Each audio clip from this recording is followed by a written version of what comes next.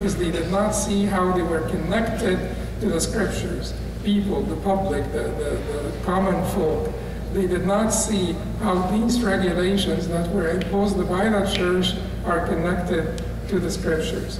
So that duality in the West between spirituality, the spirituality of Christianity, and between the materialism of atheism and the materialism of secularism makes Islam sometimes, and you will find this, one of the major Muslim thinkers in today's world, in addition to al-Haj, but one of the major Muslim thinkers was Ali Izetbegovic.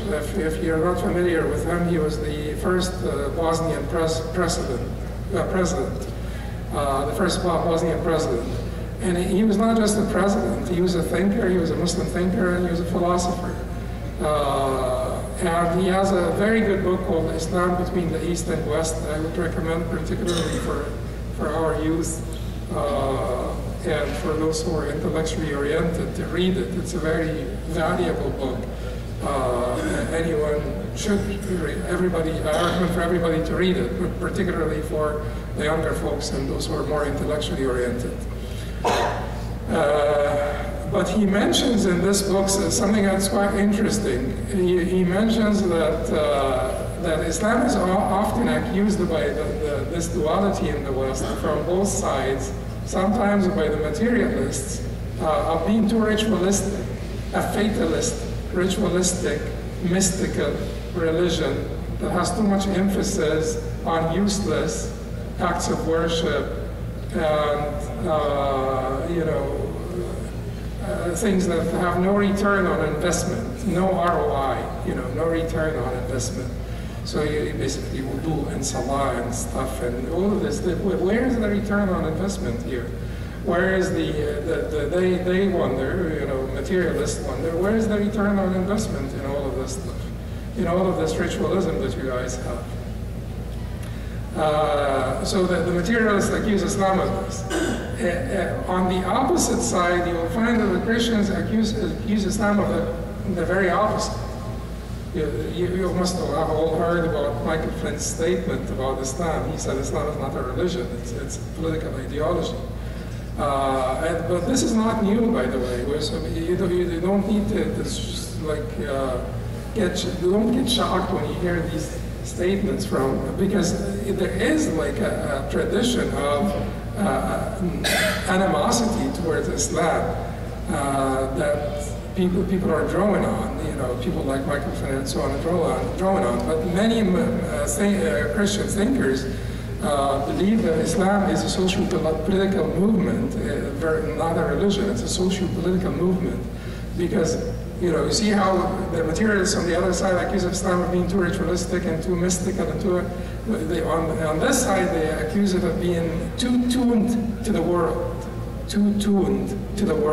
of being too actual, being too natural, being basically engaging the world a little bit too much for a religion. A religion should not be about all of those regulations. So you see, we have laws about everything. We have laws about, financial transactions, and people bring their contract, they lease a car, and they bring their car lease contract to the imam, 80 pages, and the imam has to basically figure out, the fine print and all of that stuff. So they look at this and they feel, this is not a religion. What does the religion have to do with, all of this stuff? They don't really appreciate, they don't understand, fully understand the impact that riba, usury, that gharar, excessive speculation, undue risk-taking, that ghabn, inequity in transactions could have on the society and could have on the individual and could have on our psyche and our spirituality. Eventually could have. So they don't understand this, but they say, well, what does that religion have to do with all of this stuff? You guys are talking about, and keep in mind, we're also sometimes extreme and excessive, some of us, and we cause this reaction sometimes because of our excessiveness. Some people think that Islam came with a completely detailed sort of system of macroeconomics and microeconomics and politics and everything. And this is not true. Islam came with principles and guidelines. And our failure to actualize those principles in reality is because some people have no interest in the principles whatsoever, no knowledge of them, no interest in them. And some people who have knowledge and interest, they try to make the framework too rigid to be applied. They focus on detailed rulings that are meant to be changeable, that are not meant to be constant, that are meant to be changeable with the different variables in life. So they basically come about with this rigid framework that is not applicable in this reality. It could have been applicable 1,200 years ago or 800 years ago. And that is our dilemma. That's our dilemma. But anyway, so the Christians would look at this and say, Islamic political theory, Islam and microeconomics, Islam and macroeconomics, Islam and this and that. This is not a religion, To them, it is not a religion. So how do we reconcile between those two accusations? We say that just like the human entity is a bipolar unity, Islam, because it came from God who created this bipolar unity, is a bipolar unity. Is a bipolar unity. What do we mean by bipolar unity versus the duality? Duality is when you have two separate concepts that are at variance and that are contentious with each other, which is the secularism. That is why no individual or group can basically subscribe to both systems. So you're either secularist or Christian, truly practicing good, Christian, because that's the duality. Islam, because it came from the one who created the human being, it has this, and this is coined also by Ali Asad-Begovich, may Allah have mercy on him. It has this bipolar unity. It does recognize the physical exterior, it does recognize the mortal aspect of the human being, and it recognizes at the same time, simultaneously, without favoring any part. It does always point out to humanity that you are primarily, or your primordial, primeval existence, and nature is spiritual, and then you took this body form, but it does not do this at the expense of the body, at the expense of the physical well-being or the physical welfare of the individual and the society. So that is why Islam becomes very difficult for people to understand who are on both ends of this extreme, of this dualistic, dichotomous spectrum, or on the two extremes of this spectrum. So now the question that we want to ask ourselves: are there rituals? We want to move away, or this talk here is about how do we move away from ritualism.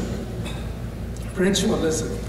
Because when ritualism is mentioned, what is meant by ritualism? Because we have to also sort of deconstruct some of those concepts so that we know their basic elemental ingredients so we can understand them. The word ritualism means what? Ritualism means a commitment to particular practices, particularly religious practices, that are not necessarily within the rational realm, They're not necessarily rational. Because rationality here, to the rationalists, to the modernists and to the postmodernists, rationality here is about, having an immediate return on investment. So you do something so that you have a return on it. Like you go to work, you make money. You do anything for like And eventually they define that return. The return eventually will have to basically be subservient to what? Your lusts as a human being, physical pleasure. If it will bring about happiness and it will bring about physical pleasure, then it makes sense, it's rational. But then any practice outside of that would not be rational, would be ritualistic. So they have a negative, basically, concept of ritualism to begin with, because it doesn't have any return on the investment, it's not rational. But what is meant by ritualism for us is not basically commitment to certain rituals.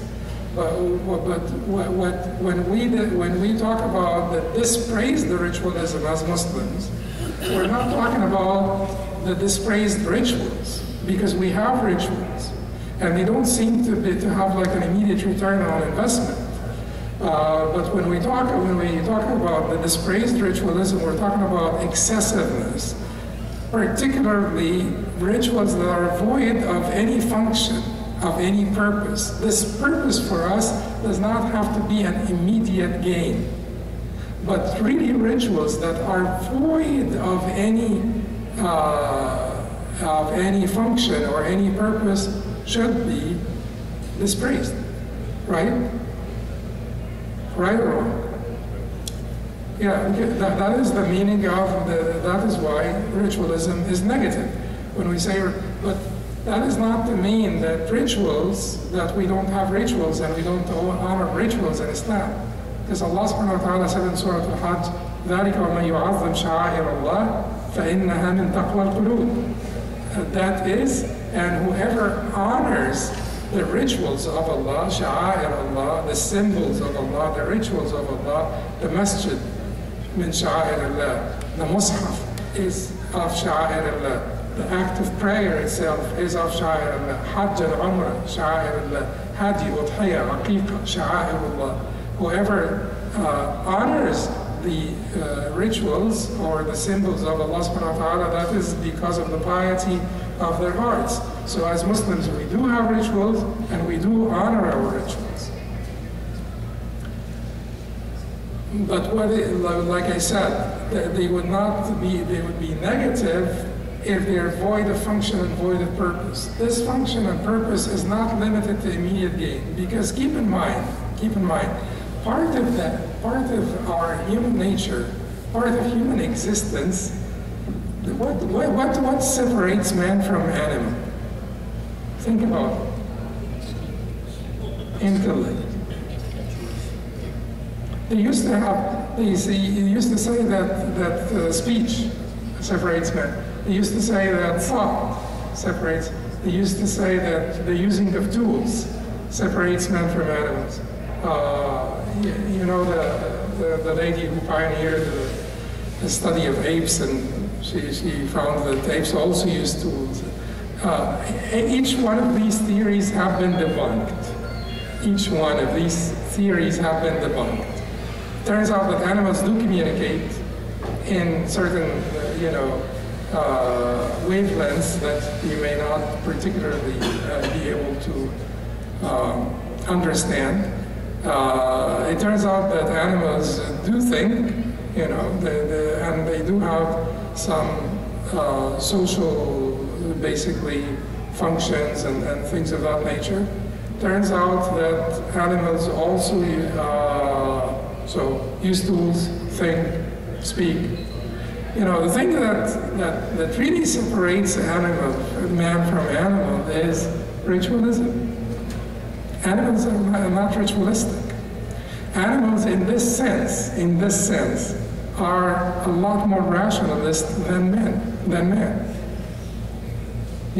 Do you find, throughout the history, what sorts out man, even, the caveman, what sorts out the caveman from the animal kingdom is rituals, and is irrational behavior. It is basically this thought that there is more meaning to me than my physical pleasure, that I could put a cap, a lid, a cover, suppress my physical pleasures for something that is more meaningful, something that is transcendent. You do not find this among animals. Have you ever seen animals sacrifice their own kids? And even though sacrificing your kids is despicable, Allah forbade this, but this concept itself of giving up your physical pleasure, giving up immediate gain for something ulterior, something higher, something transcendent, something beyond this world. Have you ever seen animals look up to the heavens and reflect? No, you don't see that. This ritualism is part of what makes us human. Ritualism is part of what makes us human, because we do recognize that there is more meaning to us than this physical entity, and there is more purpose to us than seeking or pursuing our physical pleasures. Okay, so when we talk about ritualism, when we say ritualism is bad, we're saying ritualism without purpose. But keep in mind that this purpose is not only the immediate gains or the immediate return on your investment. This purpose could be something higher than this. Allah subhanahu wa ta'ala says, أتل ما أوحي إليك من الكتاب وأقم الصلاة إن الصلاة تنهى عن الفحشاء والمنكر ولذكر الله أكبر. إن الصلاة تنهى عن الفحشاء والمنكر ولذكر الله أكبر. أتل ما أوحي إليك من الكتاب, may recite that which has been revealed to you of the book, وأقم الصلاة, and establish the prayers. And then he describes the prayers. He says, إن الصلاة تنهى عن الفحشاء والمنكر. Verily, a salah forbids lewdness or obscenity, lewdness, shameful behavior, shameful conduct. All of this is al-fahsha. Munkar is all sorts of evil. Fahsha is particularly lewdness or obscenity or shameful behavior. Munkar is all sorts of evil. So the salah restrains us from this. But then Allah said something that's quite profound. He said, وَلَذِكْرُ اللَّهِ أَكْبَرُ, and the remembrance of Allah is even greater. The remembrance of Allah is even greater. Greater than what? Greater than restraining us from al-fahsha wal munkar. Because yes, the religion does fix our lives. The religion does improve our lives, but the more importantly, the religion connects us to God. The religion reminds us of God. The religion establishes this relationship between us and God, and that is the ultimate prize, and that is the ultimate objective of the religion. And when you are connected to God, it becomes a virtuous cycle, a virtuous cycle. The more connected you are to God, the more averse you become to fahsha and munkar. It will not be that you're restraining yourself from fahsha and munkar with effort. Now that you are connected to God, to the wholesome, to the divine, the whole and wholesome, then it is not burdensome anymore. You become averse to al-fahsha and munkar. And that is when you realize the na'im of this, the jannah of this dunya. The jannah of this dunya is when you're connected to God, then you have been truly invited to the jannah of this dunya.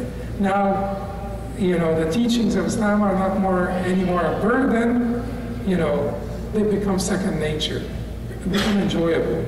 Conformity, compliance becomes enjoyable. It becomes part of your second nature. So then, but every ritual has to have a purpose, right? This purpose may not be immediate. Ultimately, it is you connecting you to God, but also when you're connected to God, you will be averse to all forms of evil. Let us now talk about, how Islam taught us that empty ritualism is bad. Empty ritualism is bad. There is a particular hadith that all of you might have heard, or probably all of you heard. This hadith was reported by Imam Ahmad and reported by others from Abu Hurairah radiallahu anhu, that people came and asked the Prophet ﷺ about two ladies, two women. They said, Fulana, تقوم الليل وتصوم النهار تقوم الليل وتصوم النهار وتفعل and I'll come back and translate this وتصدق ولكنها تؤذي جيرانها بلسانها قال لا خير فيها هي في النار قالوا وفلانة تصلي المكتوبة وتصدق بأثوار ولا تؤذي أحدا قال هي في الجنة. So they gave the Prophet ﷺ whether, they talked to the Prophet ﷺ about two ladies, prototype ladies. They said to him, we know this lady who prays all night and fasts during the day, and taf'al means she does, meaning she does a lot of good deeds. They didn't mention what the good deeds are. She just does a lot of things. She's all doing good stuff. وتصدق, and she gives a lot of charity. And ولكنها تؤذي جيرانها بلسانها, but she is abusive, verbally abusive towards her neighbors, or she verbally abuses her neighbors. She verbally abuses her neighbors. And the Prophet ﷺ said, لا خير فيها, there is no good in her whatsoever. هي في النار, she will be in the hellfire. And then they said to the Prophet ﷺ, this other lady, she prays the 5 daily prayers only, the prescribed 5 days. She's busy with her kids and stuff, or she's busy in her lab, she's busy in her work. She only prays the 5 daily prayers, that's it. And then, every once in a while she gives, the curds, the cheese curds, they used to be called pieces of cheese curds, as charity. It's like something meager, something like this, not very cheap, not very valuable.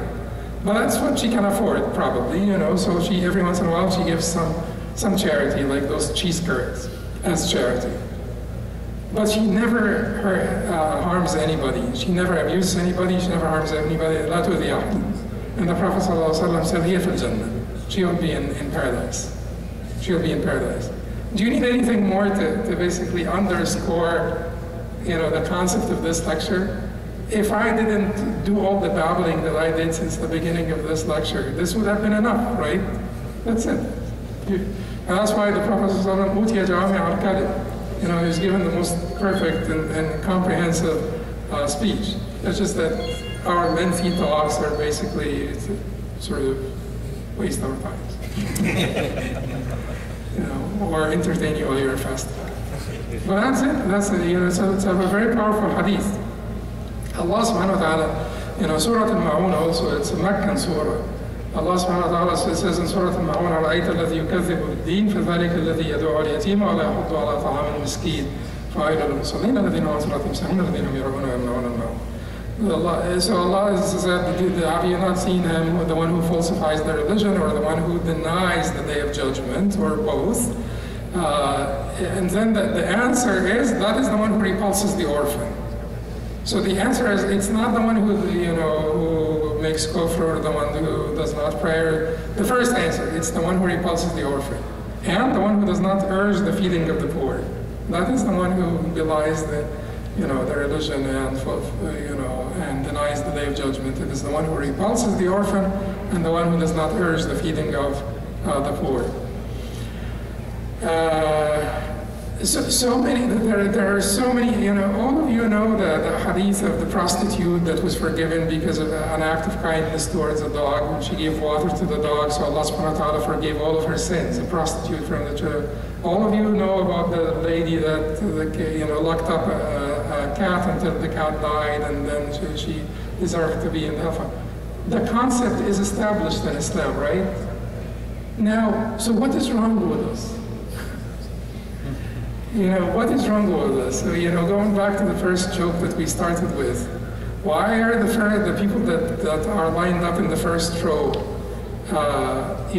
act sort of, why are some of them, not all of them, they don't afraid come back tonight and find no one in first row.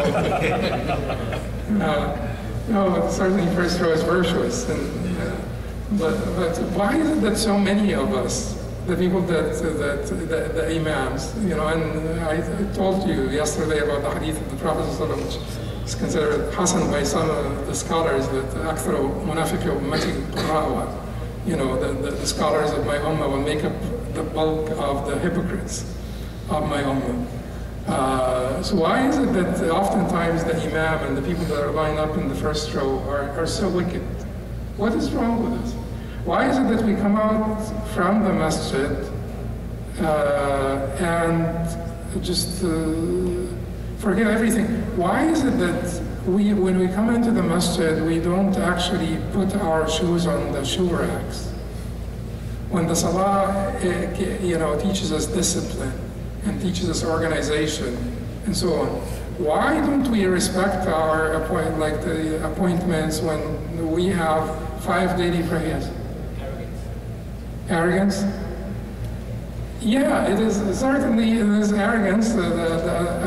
The root of it is arrogance to learn and arrogance to benefit from the knowledge.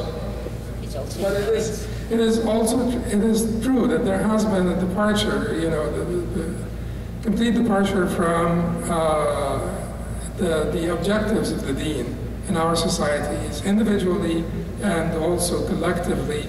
There is like a complete departure, the complete divorce between our religious fervor, our religious zeal. You look up WhatsApp, the different groups in WhatsApp, and you think that all of us are Sahaba. And you walk out in the street and you think all of us are Quraysh. It's just like, that is why they say that there is so much wa'az, but there is so little itti'az. There is so much exhortation, but there is so little, heedfulness of the exhortation. So much wa'az, so little itti'az. So this is happening, and this is happening to us individually, and please, don't absolve yourself of this. Don't think they're all doing it, because all of us are doing this now. I'm talking to you and I'm telling you, I'm trying to sort of impart to you this knowledge, because I think that, I'm good, I'm not that person. And each one of you is sitting here and saying to himself, I'm not that person, they're all doing it. These people, people are all doing it.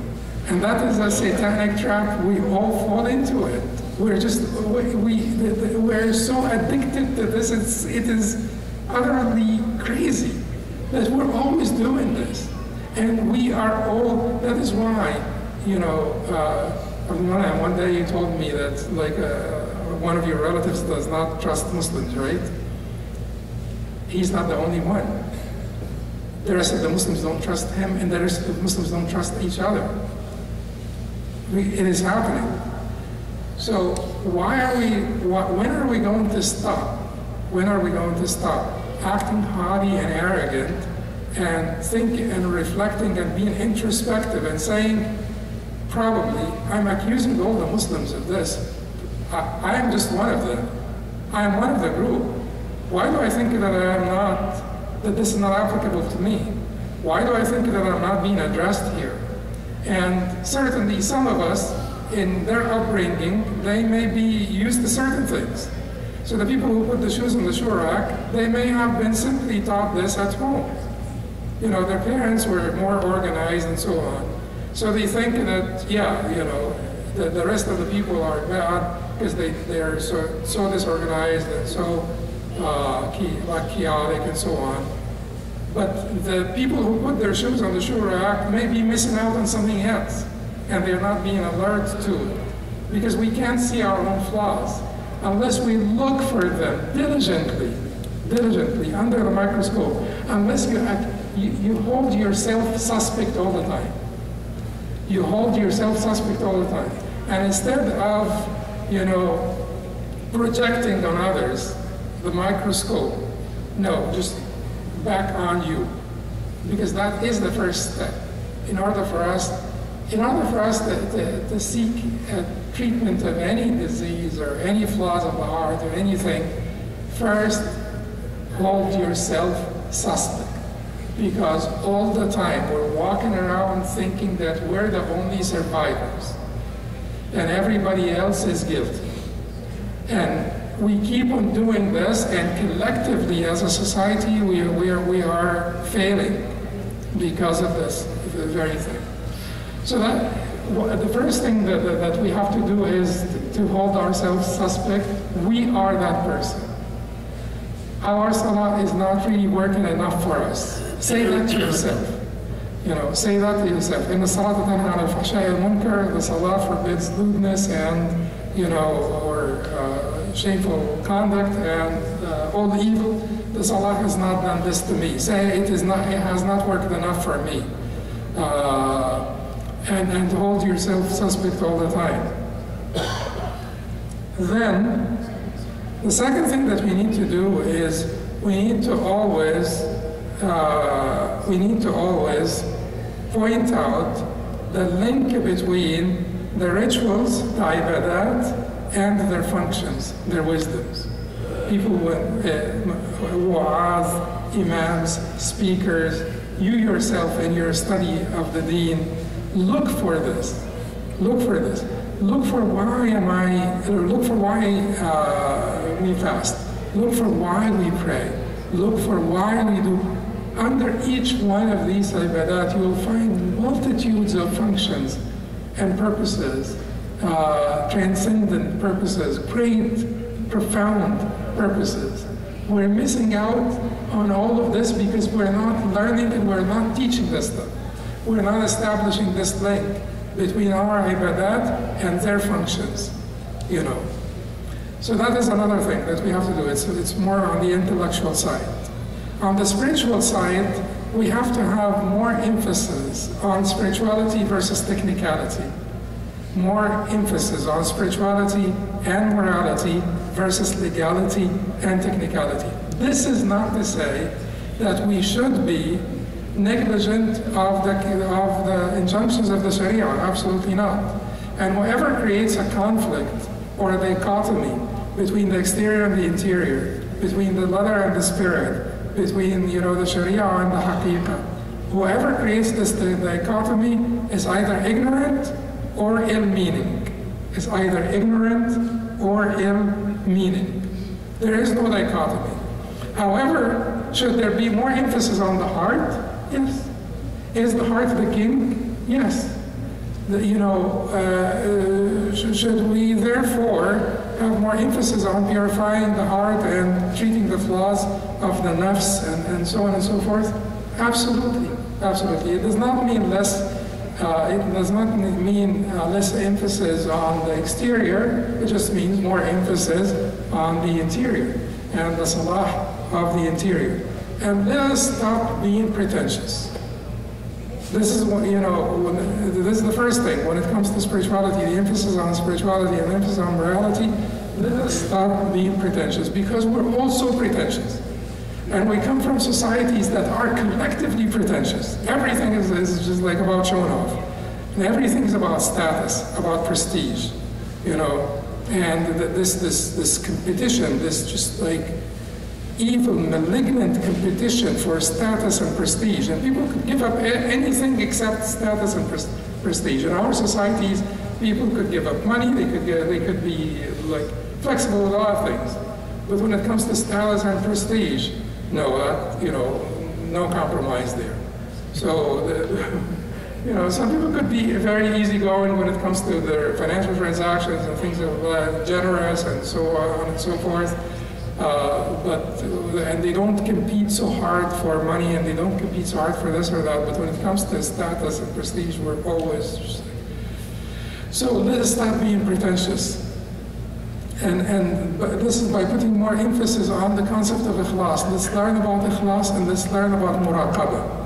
Those two concepts are very essential when it comes to the treatment of this ritualism that has befallen us and afflicted us. These two concepts are very essential.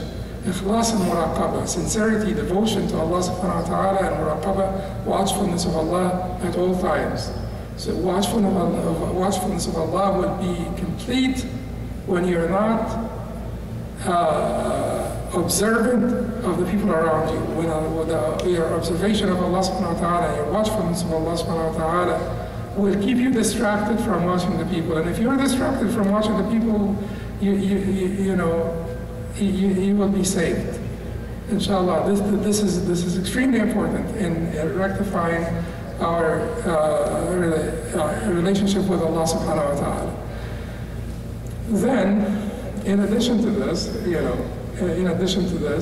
let us also look for fulfillment in order for us to treat ourselves from this sort of pretension. Let's look for fulfillment. Let's look for fulfillment. And if we find fulfillment and achievement in whichever field, it could be even in our careers. If you find fulfillment in your career, you will not need to impress others. You will not be hungry for distinction, hungry for recognition. You will just get your gratification from your success in your career. I tell you, if you're good at basketball, this will be a humbling thing. If certainly, like if you observe Allah subhanahu wa ta'ala and all of everything that we said before. But if you're good at anything, it is humbling to be good and to be achieved or to be accomplished. Certainly for some people it does not work, but those people do not have the faith foundation that we have, right? As believers, as Muslims. We have this faith foundation. So then accomplishment, fulfillment will make us less pretentious, because we will not be hungry for that recognition, we will not be hungry for that esteem. If you are successful at something that you do, whether it is a sport, whether it is your career, whether it is your family, your marriage, you get gratification from that, you're in love with your spouse and stuff like that. You will not be eager for something else, for gratification outside of you. You have enough gratification. You have enough gratification.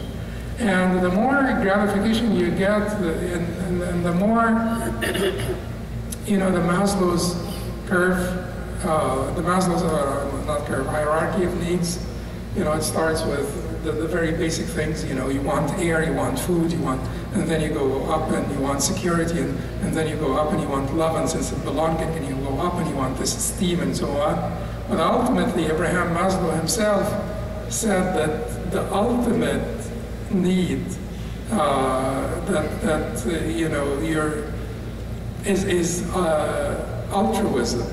And he said altruism, but he did not. It was not. He actually came up with this many years before his death, but it was not added to the pyramid. It was not added to the pyramid. But at the end of the pyramid, there is altruism, and then he himself recognized that the ultimate part of altruism is connecting with the infinite, because you recognize your mortality. You recognize that you are finite, and then ultimately you want then, at the very top, to connect with the infinite, to find purpose and meaning that is beyond this temporary life. And you want to connect to the infinite. So as Muslims, we do have this foundation, and we should just be looking for the gratification that will keep us from pretension. This gratification could be in your good behavior, looking after the poor, the needy, going out to visit the sick, for instance. This could give you a lot of gratification. Believe me, if you are successful at this, successful at drawing gratification from a virtuous deed like this, amal salih like this, if you go to the different hospitals nearby and visit the Muslim patients in those hospitals, or any other amal salih, you will be less hungry for recognition from people. And hopefully when we're less hungry for the recognition, we will be less pretentious. And hopefully when we become less pretentious, we will be less ritualistic. So in summary,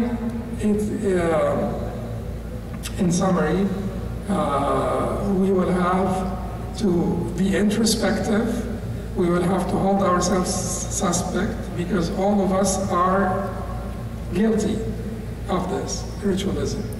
We have to hold ourselves suspect, be introspective, accuse ourselves because we accuse anyone else.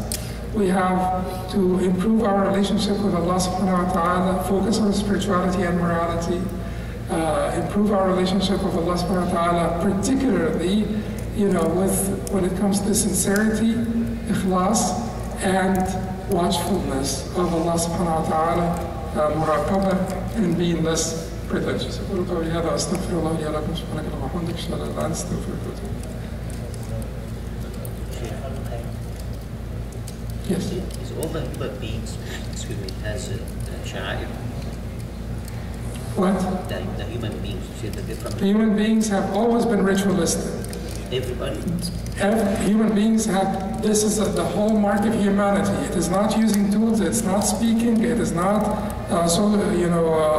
social, basically, systems, creating social systems. It is not thinking. All of these theories have been debunked, as I said.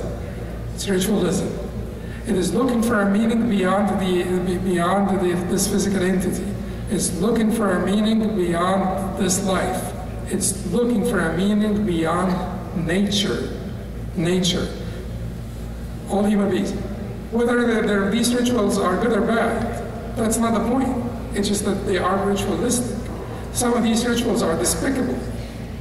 So sacrifice of your own children, for instance. This used to be common in many cultures. Human sacrifice in general used to be very common in many primitive cultures. In Native American cultures, they used to have this.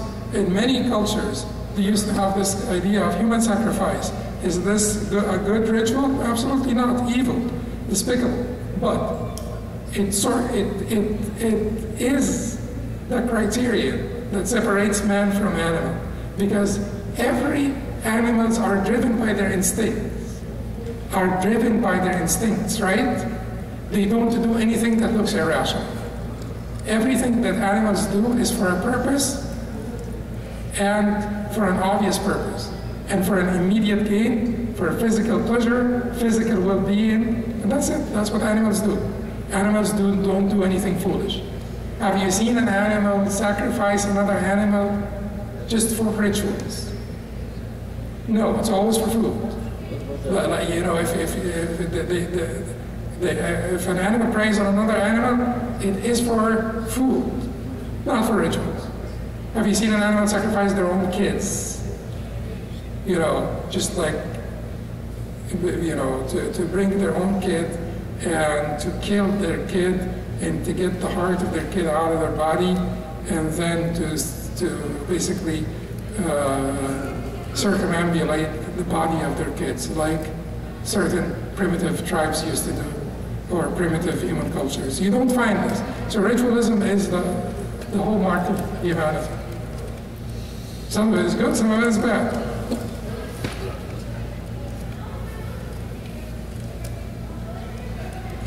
Sure. You spoke a little earlier about the youth interacting with the intellectual aspect of Islam. There's a theory called the omnipotence paradox. I'm wondering if you can speak a little bit about that. It was kind of challenging in da'wah to deal with people who find this challenging. I don't know if this is the right place and time for it. Well, so can your God create a God that is greater, or can your God carry, can your God create a rock that is too heavy for him to carry? That's the omnipotence paradox. It is basically foolish. It is silly. Because that is presuming the impossible, and presuming the impossible is itself, in and of itself, foolish and silly. So can your God create a rock that your God cannot lift? That is basically, can your God be weak? The statement itself contains the paradox. It's a paradoxical statement.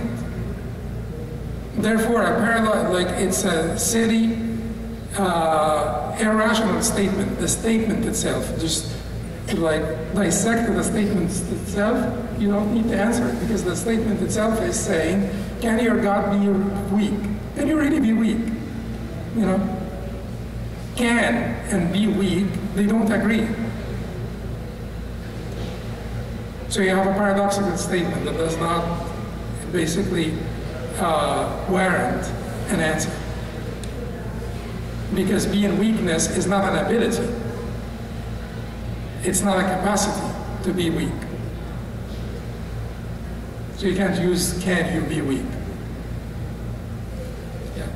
And the intellectual aspect of Islam, and because I did mention this, some of you are more intellectually oriented, some of you are more spiritually oriented, but you cannot afford to be only one. You cannot afford to be only one. If you make Islam, if you make Islam all about ideology, you will be too dry, and you will not withstand the hardships of life, and you will not stand the trials of faith. If it is about ideology, and it is about sort of like intellectual conviction. At the same time, if you drown in mysticism and drown in basically spirituality and mysticism without having any intellectual grasp or grip of the teachings of this deen, you will also not be capable of teaching it, of transmitting it, of giving dawah. You may also be you may not, and more importantly, you may not be capable of actualizing the objectives of the deen in the reality that we live in. The people that will actualize the objectives of the deen in the reality of the people, in the reality that we live in, are the people who have Nobel prizes in macroeconomics, the people who have Nobel prizes, not necessarily Nobel prizes, but at that level, you know, at that level.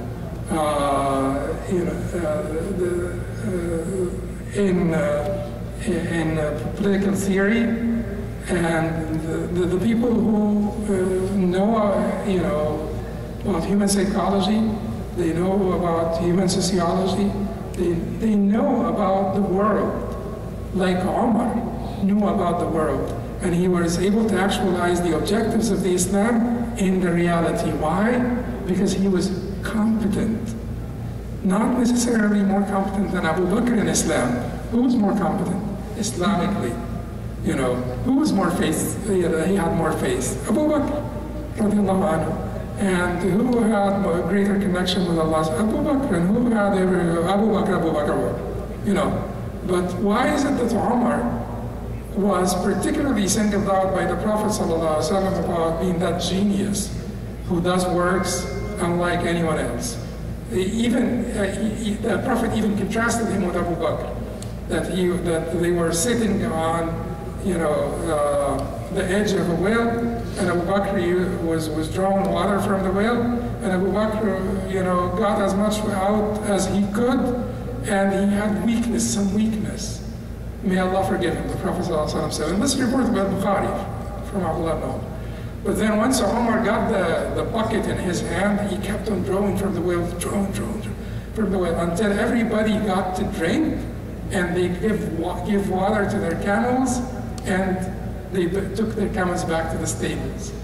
So Abu Bakr was able to get some out, and then he was weak. And the Prophet said, may Allah forgive him. The Prophet ﷺ said, what is the Prophet talking about here? Abu Bakr is weak and Umar is the genius. You know, the end of this hadith, فَمَا رَأَيْتُ عَبْقَرِيًّا يَفْرِي فَرِيًّا. I have not seen a genius among men who can do his works. Umar, you know. So, what's the point? How is this true? Because the Prophet ﷺ was talking about actualizing the objectives of Islam in the reality, and Umar was more capable of this. Because, you know, like a Nobel Prize winner in economics will be more capable of talking about the Islamic guidance in the sphere of economics. Keep in mind, Islam did not come, because that is something that we need to treat ourselves of. Islam did not come with a complete theory of economics or a complete theory of politics. But Islam came with some guidelines to actualize in some objectives, higher transcendent objectives and guidelines. But to actualize those higher transcendent objectives and guidelines to prevent man from iniquity, you know. You and I are not going to be able to do this.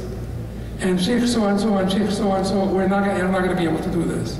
It will be someone at the level of the Nobel Prize winners in economics that will be able to actualize the objectives of Islam in macroeconomics, for instance. And that's the difference between Umar and Abu Bakr. Even though Abu Bakr was greater in every regard from an Islamic perspective, from a spiritual perspective, from a sort of purely faith-based perspective, but it was Umar that made this leap, that took this leap in, transforming our ummah from tribal society into an empire of faith.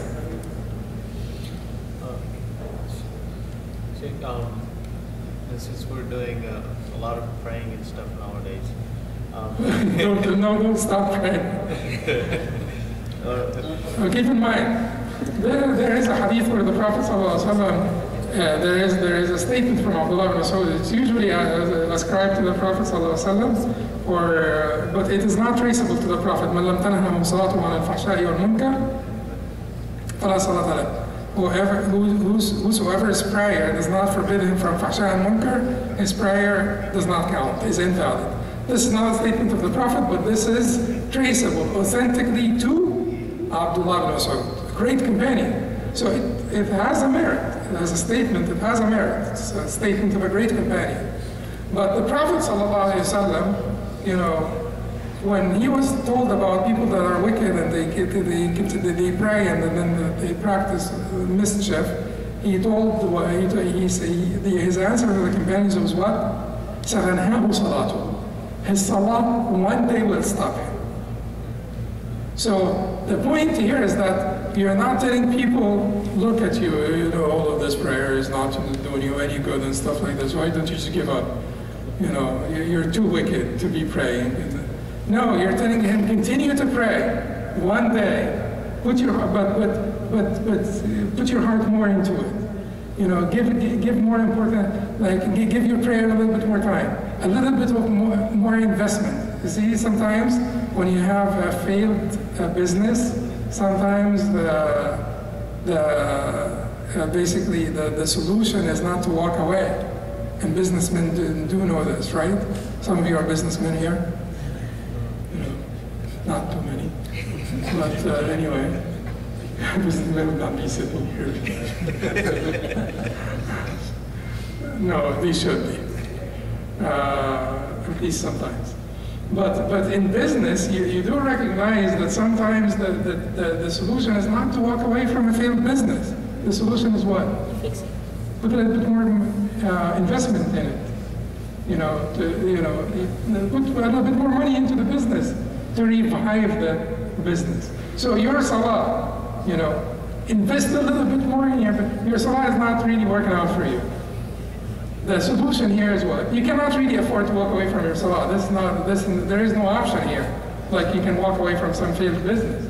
But the solution here is what? Invest a little bit more in your salah. So give it a little bit more time. And as we said before, a little bit more preparation, a little bit more attention. Pause between between the ayat of al-Fatiha. Think that Allah subhanahu wa ta'ala is responding now. Reflect a little bit on the meanings.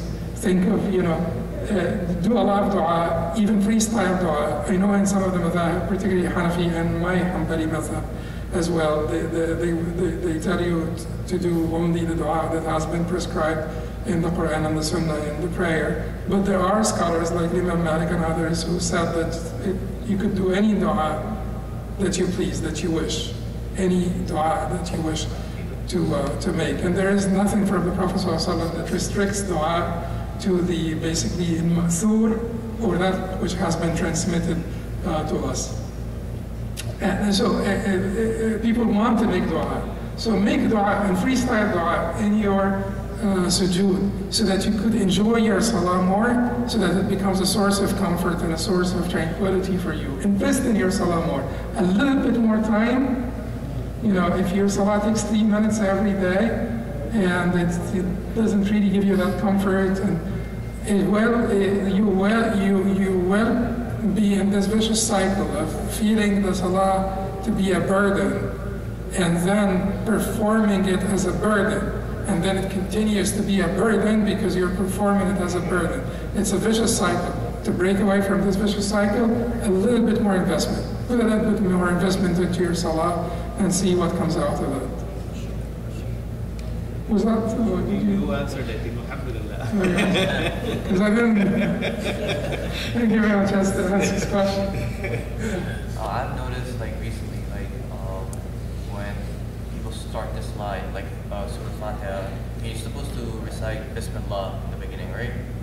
So people usually start with like Alhamdulillah, Salah in the prayer? Yeah, in the prayer. Alhamdulillah, it's...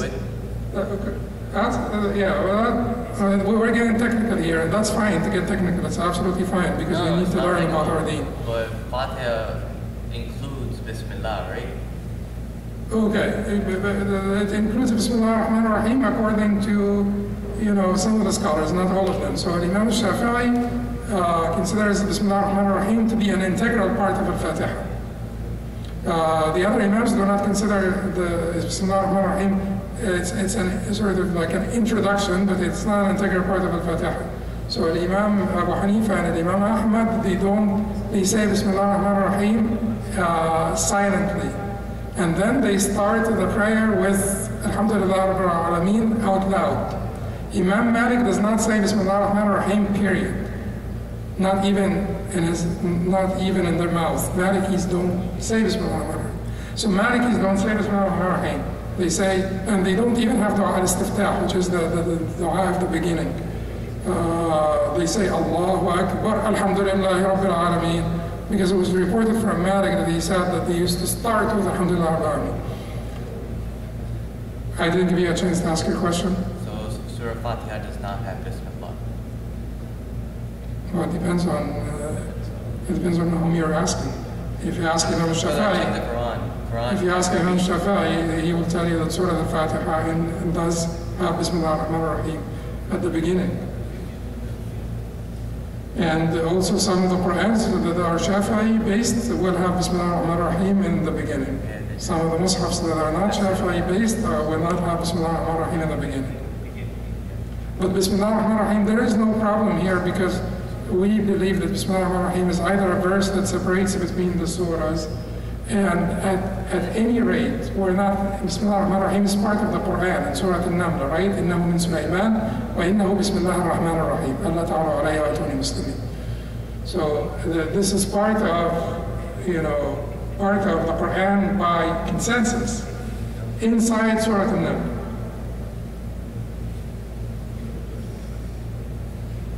Yeah. Isn't your salah invalid without Bismillah, like Surah Fatiha?